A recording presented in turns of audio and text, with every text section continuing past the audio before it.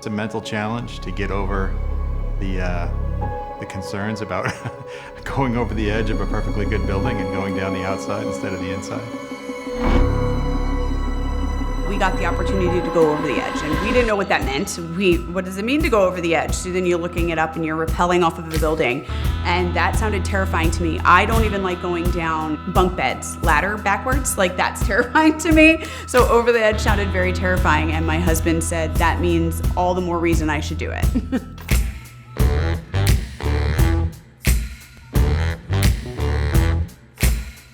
Canines for Disabled Kids is a national nonprofit that works to assure that children have access to service animals and to make sure that service animals are welcomed and supported in communities around the United States.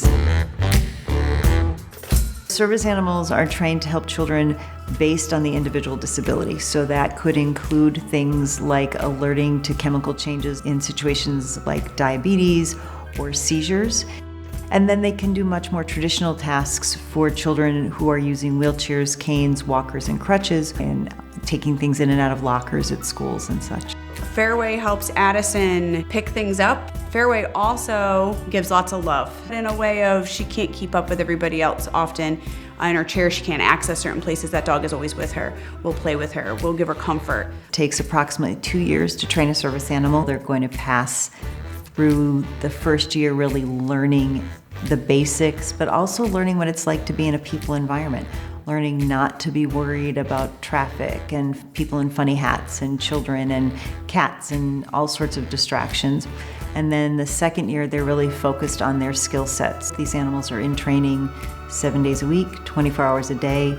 They're working with professional trainers. They're working with families who are volunteering time. All of this coming together to try to produce an animal that is going to step into the life of a person with a disability and work with that person the way that person needs help.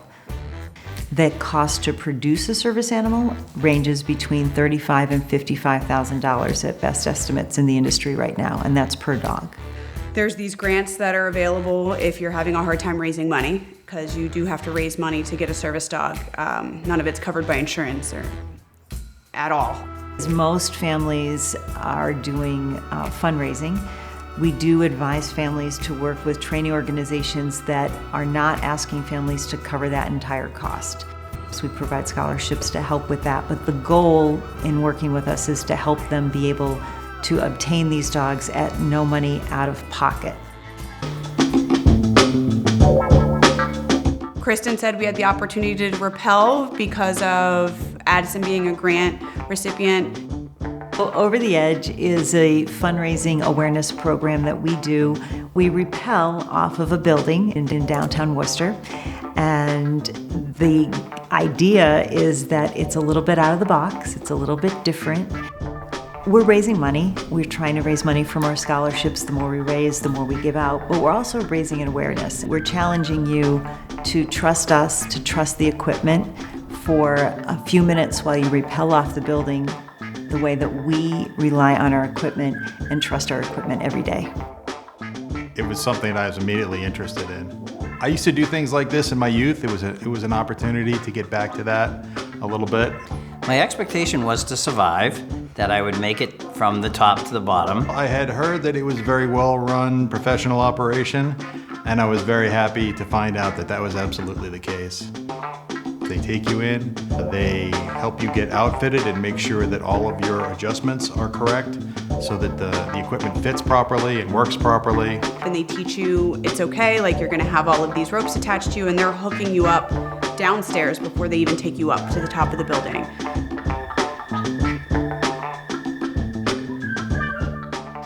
And you go up through the building and you're feeling really good and really excited. There's this part when you get up to the top of the building that you have to then take a ladder because the elevator doesn't get to the top of the building properly, and you're going up this ladder, and that was when it hit me of, oh my gosh, I'm going to do this, and can I turn around now?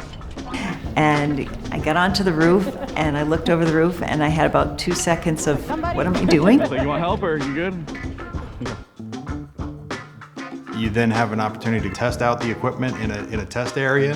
So you actually put all of your weight on the equipment. You get to test it out before you go over the edge.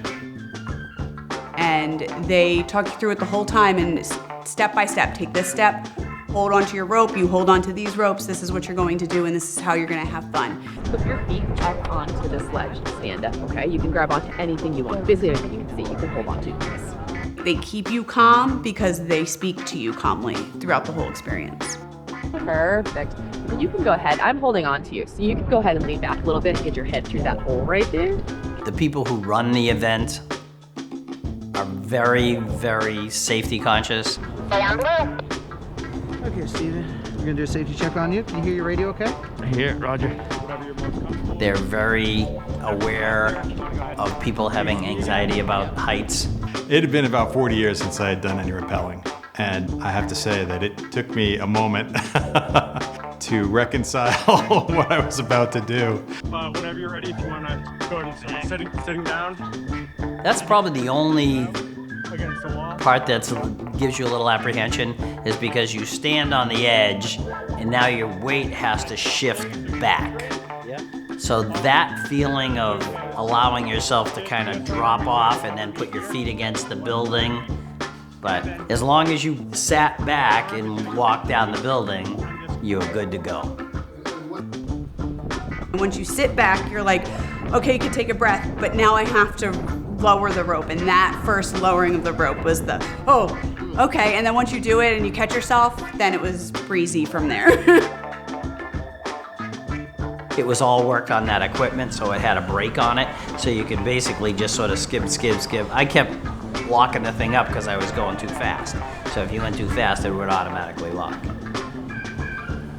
And then once you start moving and you have a rhythm, it was fun. It was a lot of fun. And my kids were cheering me on, so it made it even that much more fun.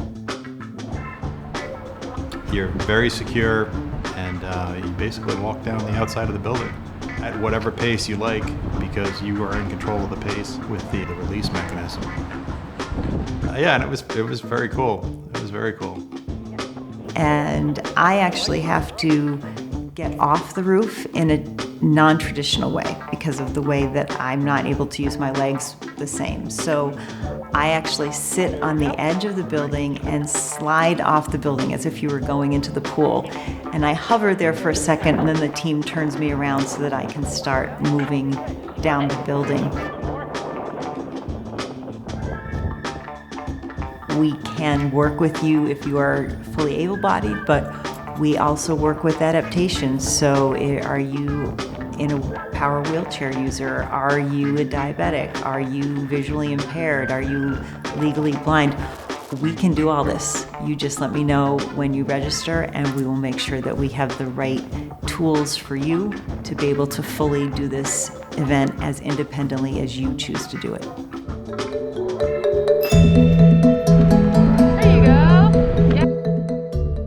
It's hard for us to understand the challenges of disabled children, and to have to go through a challenge like this, it opens your eyes a little bit to maybe the challenges that they're dealing with on a daily basis. The value to the user of a service animal is really priceless. This is a reclaiming of independence. It's the ability to do things on your own terms, to be able to control when am I going to do something, how am I going to do something, what tempo am I going to do that, instead of having to wait and rely on another person to have time to help you. And that's huge. That's beyond dollar amounts. She got this confidence when she has her dog that she just approaches people now. She's not shy. She goes out into the world as a different human now. And people are attracted to her because she has this service dog and she has this confidence and she has this air and welcoming about her. There was just this confidence and comfort that she got by having her dog. And I think that is, it's unmeasurable and it's wonderful. That was a lot of fun. I got a lot of good pictures of me jumping off a building, so I could show people that I jumped off a building. Canines for Kids got some money. Worthy causes are worth doing things for. Yeah, it's great. It feels like you've accomplished something. It certainly gets your heart racing to before you go over the edge, and then you have all of that time to kind of chill out and calm down. And once you get down, the sense of accomplishment is huge.